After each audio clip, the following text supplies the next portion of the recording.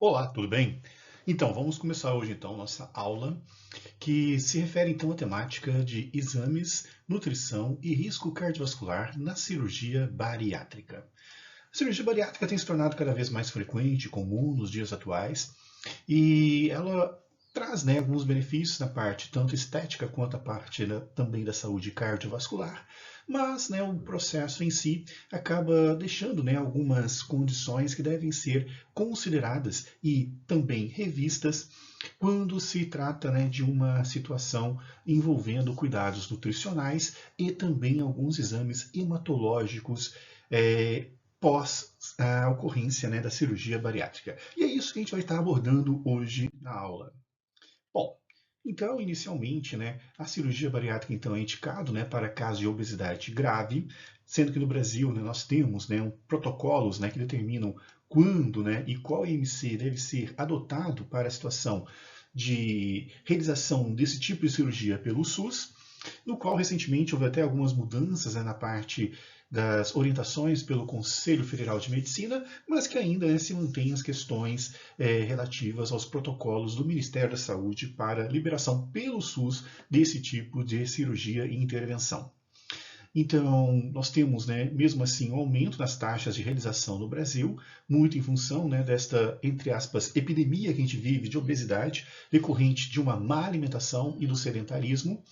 E os impactos, são multidisciplinares e interdisciplinares no procedimento, envolvendo desde uma preparação prévia, do qual tem que ver, se há uma questão de fundo emocional envolvendo a parte da obesidade, da questão nutricional, da questão, da própria atividade física, ou melhor dizendo, necessidade de atividades físicas para vencer o sedentarismo, entre outras ações que são necessárias, dentre as quais se destaca, obviamente, a questão importante do papel do nutricionista, tanto na fase pré quanto na fase pós-bariátrica, com as orientações nutricionais que vão dar um suporte importante para o objetivo que é a normalização do peso do paciente. Então, na aula de hoje, nós temos como objetivo entender os exames antes e pós-bariátrica, assim como analisar aspectos nutricionais e alterações hematológicas que ocorrem e avaliar as modificações no risco cardiovascular, sendo que algumas são bem benéficas para o paciente, mas a questão de você ter outras alterações que acontecem no pós-bariátrica também passa a expor o paciente a algum risco, desde que não haja uma orientação nutricional adequada, que pode ser monitorada, inclusive, pela questão do uso de exames. Bom, no pré-operatório, é necessária uma visão geral, então.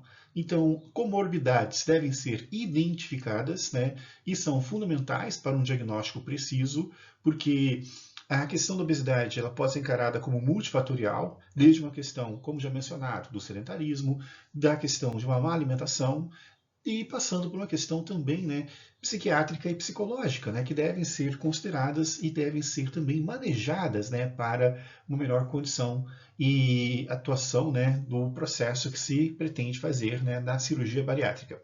Além disso, temos que considerar também o histórico prévio do paciente. Diabetes muito descompensada, anemias, são fatores que impedem, a ocorrência da cirurgia até que esses fatores sejam, normalizados. Então é preciso prevenir as complicações, porque não podemos dizer, que são sequelas da cirurgia bariátrica, mas você tem algumas situações envolvendo, que devem ser monitoradas, e bem de perto. Então, é necessário minimizar os perigos, e os riscos, intra e pós-operatórios, com um mapeamento prévio, principalmente de questões anêmicas e questões envolvendo, diabetes descompensada, além, claro, de uma pressão arterial também não adequada, e a questão de um planejamento nutricional, que deve acompanhar o paciente, e são, extremamente importantes porque considera a questão personalizada, Por mais que a cirurgia seja uma questão coletiva, onde você tem alguns procedimentos protocolares, a vida do paciente ela tem características próprias, onde o nutricionista acaba tendo um papel extremamente importante. Então, quando a gente fala então do período pré-bariátrica, onde o paciente então está numa obesidade bem avançada, o IMC bem elevado e opta-se então por este procedimento que considera-se altamente invasivo, e que deixa algumas consequências que são necessárias monitorar, Esse monitoramento pós, né, e as consequências pós são minimizadas quando na hora da cirurgia você tem exames que atendam alguns requisitos básicos, como os quais um hemograma completo, glicemia em jejum e hemoglobina glicada, além da ureia, creatinina e também dos eletrólitos, cuja importância, e também o perfil lipídico e hepático, né, não podemos esquecer deles, né, cuja importância, então, reside numa avaliação geral e detecção de anemias, quando a gente fala de hemograma completo, verificando, inclusive, a origem da anemia, né, porque nós temos diversos tipos de anemia, controle glicêmico e diabetes, né, porque uma diabetes não controlada que se torna mais exacerbada quando você tem obesidade acompanhada de resistência insulínica, isso, inclusive, prejudica o processo operatório em si, incluindo a questão da cicatrização, né, além de outros riscos que o paciente pode também apresentar. A ureia, creatinina e eletrólitos, né, para a questão da função renal, que deve estar também em perfeitas condições, né, e o equilíbrio eletrolítico também na hora da cirurgia, e a questão, né, do perfil lipídico, né, para evitar, né, ocorrências de riscos cardiovasculares, né, que no pós-operatório pode ser um fator muito complicante. Numa recuperação, o paciente não pode ter riscos aumentados, né, de desenvolver um infarto, né, porque isso gera mais complicações, uma bola de neve, né, porque ele já está se recuperando, e ter uma complicação dessa, obviamente, né, torna a situação bem mais complicada. E a questão hepática é sempre observada, né, o risco da esteatose, né, que é a gordura no fígado. Então, esse é um checklist inicial para fazer, né, a questão da cirurgia bariátrica, obviamente acompanhado de uma questão também, né, psicológica e psiquiátrica para compreensão, né? Porque uma compulsão alimentar, por exemplo, ela não se resolve com cirurgia, né? Então, o paciente pode até passar por um processo cirúrgico, mas voltar a ter reganho de peso em função, né, da questão psicológica e psiquiátrica envolvida também. Então, né, todo um aparato interdisciplinar, e na questão específica da nutrição, esses exames, né, são fundamentais, né, para uma discussão em conjunto, né, com o corpo clínico, que irá, né, conduzir, né, a questão da intervenção, recuperação e continuidade e alta do paciente, né, relacionado à questão da manutenção do peso. Então, exames nutricionais específicos, né, que são avaliados. A questão do ferro, muito interligado à questão da anemia, né? E os principais exames são a ferritina, que a gente viu lá na doença renal crônica, que é um exame muito importante, né, para identificar o tipo de anemia e que se refere ao estoque de ferro. Anemias ferroprivas tendem a ter uma ferritina em quantidade muito menor, e, né, tem-se uma transferrina elevada, né, porque ela aumenta na tentativa de captar o ferro que está escasso e que deve ser recuperado, né, cuja saturação também é influenciada, cuja questão do ferro, então, deve ser normalizada com reaporte e suplementação de ferro. Então, se o paciente tem uma ferritina baixa, uma transferrina elevada e uma saturação também elevada, nós temos uma condição, então, que há necessidade de uma suplementação de ferro antes do operatório acontecer, né? Temos também a questão, né, das vitaminas, que devem ser avaliadas, principalmente, né, a questão da B12, que com, né, o processo cirúrgico em si acaba tendo uma deficiência esperada pela redução, né, da quantidade de espaço, né, de absorção, porque você vai tirar um pedaço do estômago ou acrescentar algo, né, que reduza, né, o contato dos alimentos com o estômago, no caso de uma bypass, por exemplo. No qual, então, o folato, né, vitamina D também acaba sendo, né, um alimento também comprometido no pós-operatório e na vida do pós-bariátrico. Então, se o paciente tem anemia prévia e se ele tem, né, deficiências vitamínicas, incluindo vitamina D e B12, num processo pós-operatório e numa vida pós-bariátrica, esses problemas podem se acentuar intensamente caso já esteja alterado para baixo inicialmente. Então, o paciente tem que estar numa condição normalizada dos fatores envolvendo ferro, ferritina, transferrina e saturação, e também de vitamina. Então, é necessário fazer uma suplementação prévia, caso ele tenha problemas, né, com esses elementos, né, antes, né? Por isso que os exames são importantes, porque haverá um impacto no pós-bariátrico com relação a isso, pela questão da redução, né, do espaço de absorção, em que, naturalmente, talvez o paciente venha a desenvolver uma anemia, que deve ser acompanhada, ou uma hipovitaminose, que também deverá ser acompanhada, mas se o histórico anterior já estava comprometido, o risco pós-operatório aumenta. Então, necessariamente, você tem que arrumar antes para depois fazer a cirurgia em si.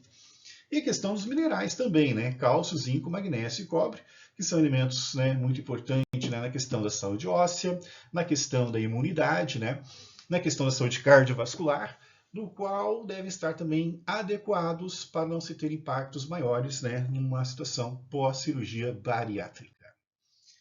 Também a avaliação antropométrica e dietética é fundamental, né? É um componente, não pode se reduzir apenas a exames.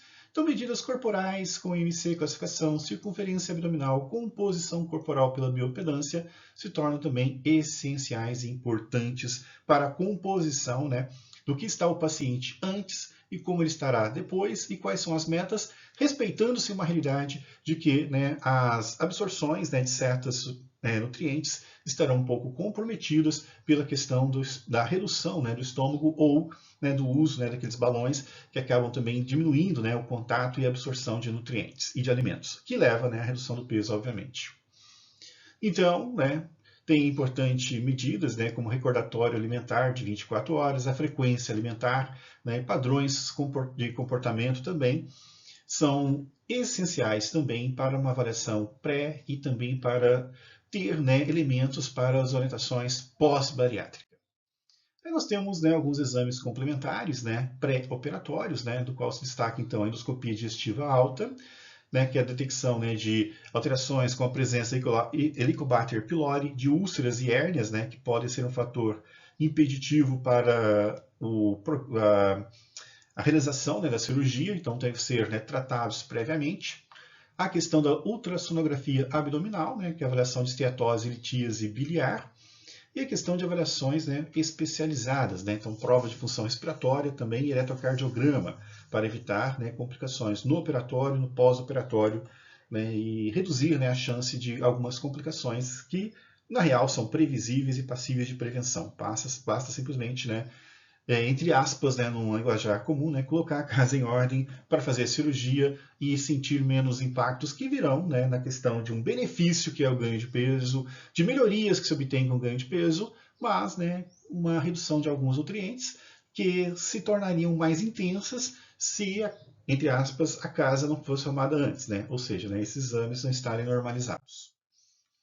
Bom, então, a avaliação psicológica também se torna fundamental, né? Um psicodiagnóstico também é necessário nessas horas, né?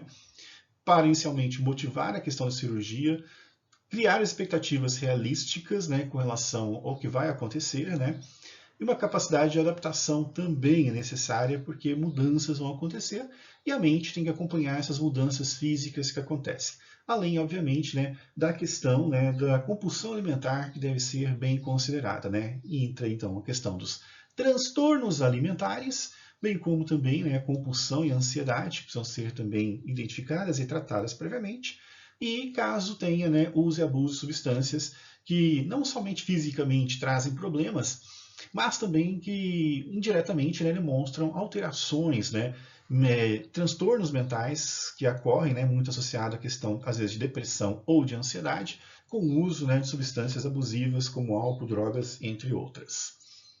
Então, gente, diante de tudo isso, então, nós partimos, então, né, para uma avaliação nutricional pré-operatória, né, cujo nós temos que destacar as importâncias envolvidas, que é a detecção de carências, né, identificar as deficiências existentes, um preparo alimentar adequado, adaptação gradual para novos hábitos, né, e os resultados, né, da melhor performance possível, né, evitando reganho de peso, entre outras complicações, né, como a ocorrência de uma anemia intensa ou hipovitaminoses intensas também, que podem acontecer, mesmo com os exames estando adequados, né, no pré. Então, no pós-operatório imediato, né?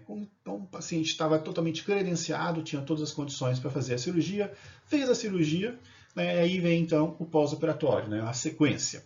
O que nós temos então? Primeira coisa, avaliação dos eletrólitos, sódio, potássio e magnésio, para verificar principalmente a questão da saúde cardiovascular, porque são elementos, né, químicos importantes, né, na questão do alcance de potenciais de ação musculares, e sendo o coração um músculo, depende muito desses eletrólitos para funcionar adequadamente, e assim evitar riscos, né, de arritmias cardíacas, né.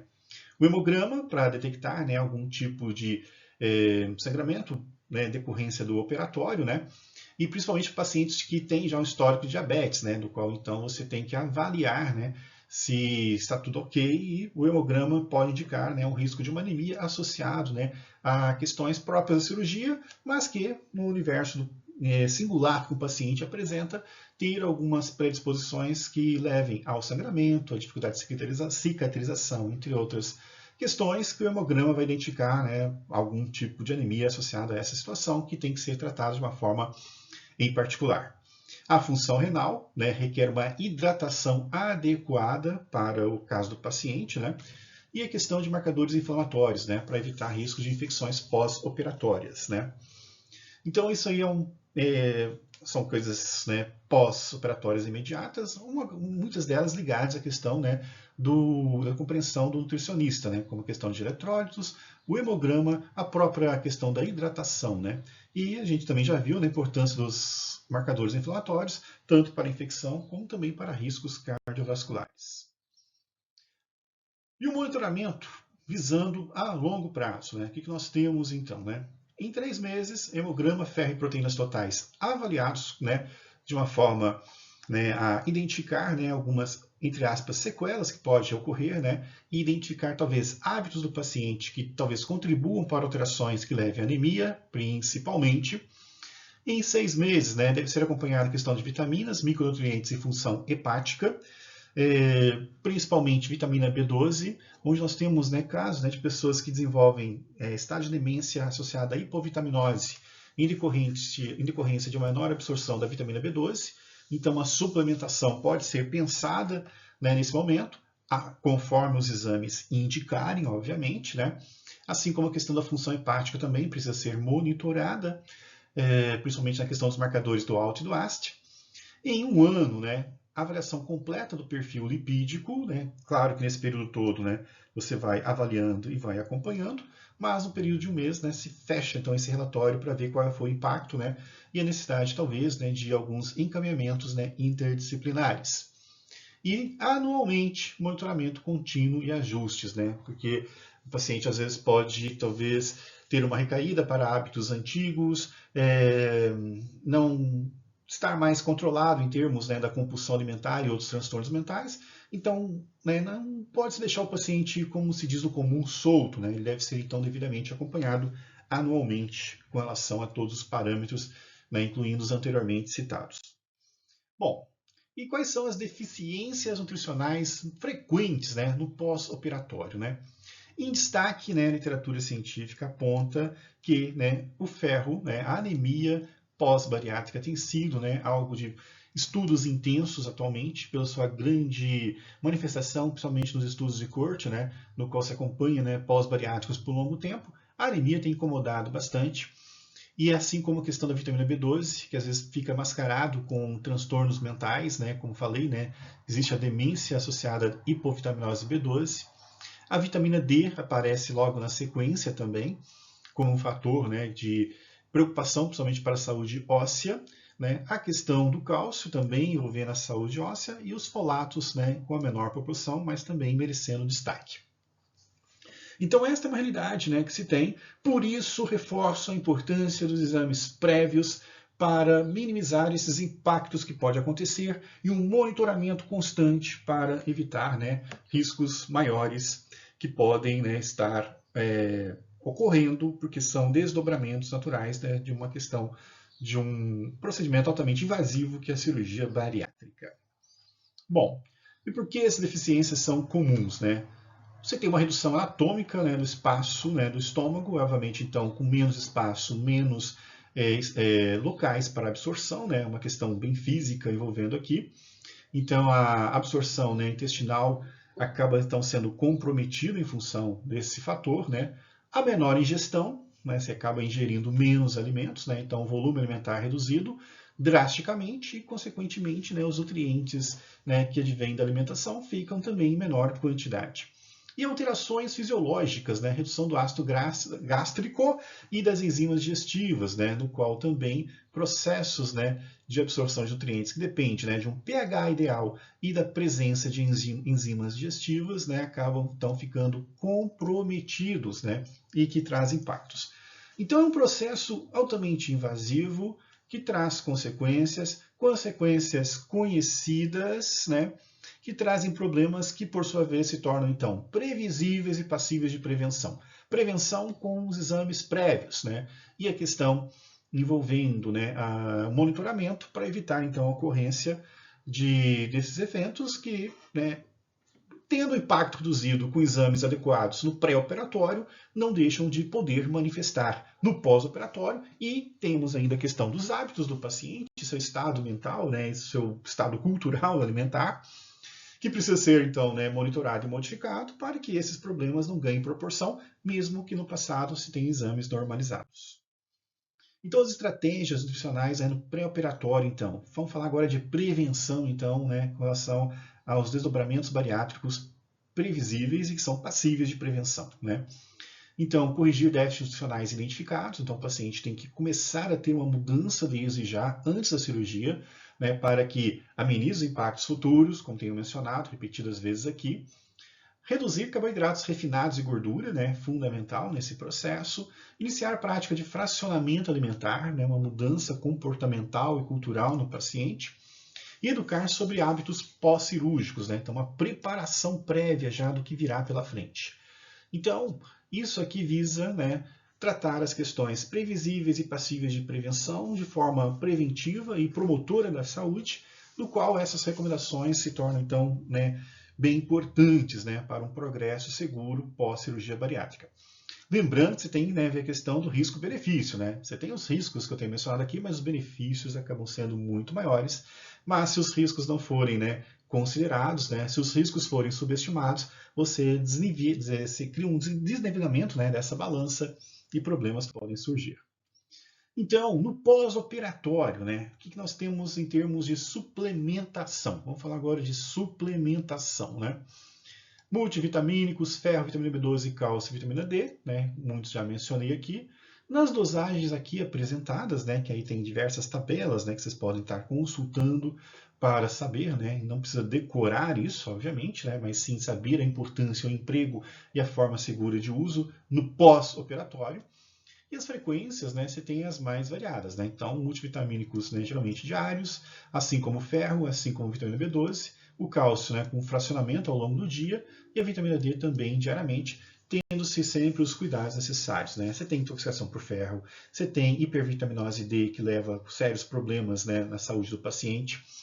Né? Hipercalcemia também não é interessante, então seguir as recomendações e considerar a realidade do paciente bariátrico, então se torna essencial. E no pós-cirúrgico, as recomendações dietéticas, né, conforme os exames apresentam, né, indicam a fase líquida, né, águas, chás, caldos, coados. Fase 2, pastosa, pureza, iogurtes, proteína líquida. Fase 3, branda, alimentos macios e desfiados. E na fase 4, normal. Nesse processo todo, né, o paciente tem que ser muito bem educado e os exames, né, naquelas avaliações trimestrais, né, algumas mensais, por que não? Depende do paciente, cada caso é um caso, né? Os valores de exames devem ser devidamente monitorados para melhor condução do caso do paciente. As alterações hematológicas mais comuns, né? O que nós temos então? A anemia ferropriva, que é aquela, né, você tem a privação, né, do aporte de ferro necessário, em função da redução anatômica do estômago, né? Então, a hemoglobina fica então reduzida, né? Os valores, né, de marcadores, né, de anemia, então, ficam alterados, né? Ferritina e saturação ficam baixas, né? O estoque de ferro fica, então, baixo. E quando você tem a megaloblástica, né, você tem associação com a vitamina B12 e folato, né, que é um tipo, né, de situação que leva, né, a esta manifestação anêmica, do qual, então, né, você tem ainda a presença de neutrófilos hipersegmentados. E a avaliação da anemia no paciente bariátrico? Ponto. Ele se tornou anêmico pós-cirurgia bariátrica, com todas as recomendações e cuidados necessários, né? Você tem, então, que sempre observar a questão, então, dos hemogramas. Então, por isso que a avaliação, né, inicialmente até mensal, em alguns casos trimestrais, como eu falei anteriormente, né? Mas é uma questão que deve ser monitorada, do qual, então, a ferritina se torna importante, porque é a anemia mais comum a ferropriva, que está muito ligada à questão da ferritina, mas também eu falei que a vitamina B12 fica comprometida, então a megaloblástica também precisa ser considerada, né? e todas as, né, avaliações, né, devem ser, então, investigadas, né, para realmente saber, mas a grande chance realmente de uma anemia ferropriva, identificada pela questão da ferritina baixa, mas também a hipovitaminose não descarta a possibilidade de uma anemia megaloblástica. As alterações vitamínicas mais relevantes, hipovitaminose D, né, onde você tem, né, osteomalácia, perda óssea, que pode acontecer, principalmente em pacientes com idade um pouco mais avançada, a deficiência da vitamina B12, acabei de comentar a respeito disso, né, onde você tem, então, a presença de neuropatias, formigamentos e fraquezas, né, que o paciente, né, acaba desenvolvendo, uma fadiga, né, além da, a longo prazo, a questão da demência, né, que já mencionei para vocês também. E a síndrome de Wernicke, onde você tem encefalopatia, deficiência, né, de tiaminas, né, que são casos mais raros, mas também precisam ser monitorados, porque o raro não quer dizer, né, que não vá acontecer e toda pessoa nessa situação, né, é um candidato a ter uma síndrome rara, né? Então o monitoramento também se faz necessário. A questão dos riscos pré-cardiovasculares, né? Uma das grandes motivações que se tem para a realização da cirurgia bariátrica, além de uma questão estética, está relacionado, né, à questão de minimizar, né, problemas cardiovasculares existentes, né? Então, hipertensão e diabetes podem ter, né, perfis melhorados, né, com a questão da redução do peso, né? Onde você tem, então, em 85% dos casos, segundo a literatura científica atual, melhora diabetes tipo 2, né, com remissão ou redução significativa, né? Em alguns poucos casos você pode ter a supressão, geralmente em casos de pacientes já pré-diabéticos, né? E no caso de diabéticos, né, uma redução significativa dos valores e melhora considerável, né, dos valores glicêmicos e de toda a saúde da pessoa, né, no que poderia ser afetado pela questão de uma glicemia elevada. 75% da literatura científica, né, mostra, né, controle da pressão arterial, com normalização da pressão arterial, que é bem benéfico, e melhora a dislipidemia na casa de 70%, com redução de triglicerídeos e também do mau colesterol, o LDL. Daí, então, né, aqui, né, um compilado, né, de estudos clínicos, né, que apontam, né, que no pré-cirúrgico, que está aqui em escuro, comparado com o cinza, que é o pós-cirúrgico, no intervalo de 1 ano, você tem, né, uma redução muito significativa do LDL, um aumento que foi considerado não significativo com relação do HDL, mas são coisas, né, que no valor absoluto é interessante, chama atenção. Triglicerídeos, uma queda, né, bem acentuada, e na questão, né, da inflamação também uma certa queda, né, que apresenta, né, um valor também interessante, né, que você tem uma correlação direta com o menor risco cardiovascular. Como a gente viu lá, né, proteína C reativa, um anti-inflamatório natural, né, que quando está elevado é um indicador de que você tem maior risco cardíaco. Então você tem melhoras bem significativas, além da glicemia também, né, que acaba sendo também afetada positivamente em termos de redução. Então, né, você tem, né, N fatores, né, positivos com relação a isso, né, que envolve redução da mortalidade, queda de marcadores inflamatórios e uma melhor função endotelial, né, redução de aterosclerose. Então, tudo isso, gente, é positivo, mas esta questão dessa positividade, ela tem que ser, né, colocada numa balança, porque os riscos também vão existir. A anemia vai existir, riscos de osteomalácia e fraqueza óssea vai existir, né? Hipovitaminose B12, né, e problemas cognitivos vão acontecer.